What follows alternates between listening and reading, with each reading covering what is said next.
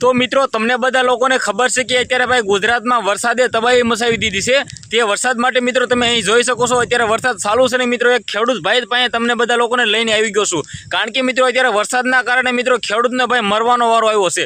જ્યાં મિત્રો વાત કરી તો તમને બધા લોકોને ખબર છે કે જોઈ રહ્યા છો ભાઈ કરીબ મિત્રો ગુજરાતમાં અત્યારે 10 થી 15 દિવસથી મિત્રો એક ધારો ભાઈ વરસાદ ચાલુ છે ને અત્યારે પણ અહીંયા પણ વરસાદ ચાલુ છે। તેમાંથી જ મિત્રો વાત કરી તો ભાઈ આ ખેડૂત ભાઈ છે ને આ ભાઈની ખેતરમાં મિત્રો હું અત્યારે તમને બધા લોકોને વિડીયો ઉતારવા લઈને આવી ગયો છું। કારણ કે મિત્રો અત્યારે આ ભાઈનો કપાસ છે તે કપાની ભાઈ હાલત એટલી બધી બગડી ગઈ છે કે તેના વિશે વાત જ ના કરો। સૌથી પહેલા મિત્રો આ ભાઈને હું પૂછું કે ભાઈ તમારે ભાઈ કેટલા વીઘાનો કપાસ છે અને મિત્રો તમારા કપામાં કેટલી બધી ખોટ આવી છે। સાથે મિત્રો વાત કરી તો તે ભાઈ છે મિત્રો અત્યારે શું કામ કરી રહ્યા છે। કારણ કે મિત્રો અત્યારે ભાઈ વરસાદના કારણે ગુજરાતમાં ભાઈ જે રીતે મિત્રો વાત કરી તો ખેડૂત મિત્રોની ભાઈ મુશ્કેલી વધી ગઈ છે ને આપણે ભાઈને પૂછીએ કે ભાઈ તમારે કેટલા વીઘા જમીન છે ભાઈ? તો તમારે સૌથી પહેલા કેટલા વીઘા જમીન છે ભાઈ?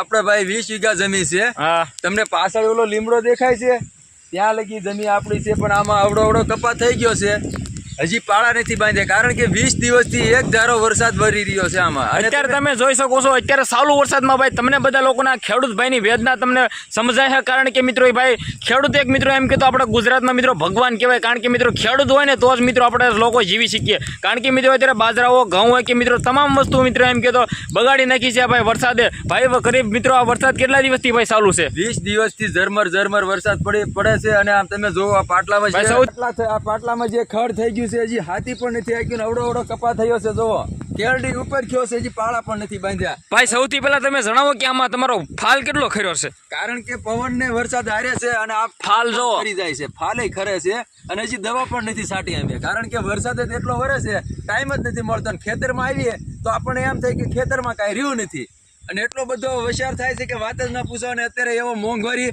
અને અત્યારે એટલી દવાઓના ખર્ચા કર્યા છે કે એની વાત જ ન પૂછો। અને છેલ્લી બાકી આપણો મોલત પણ બગડી ગયો છે અને હજી પાળા પણ નથી બાંધ્યા અને ખડ પણ મોટું થઈ ગયું છે અને ઓલા ડોડા વાવ્યા છે, ડોડામાં ભૂંદરા એટલા પડે છે।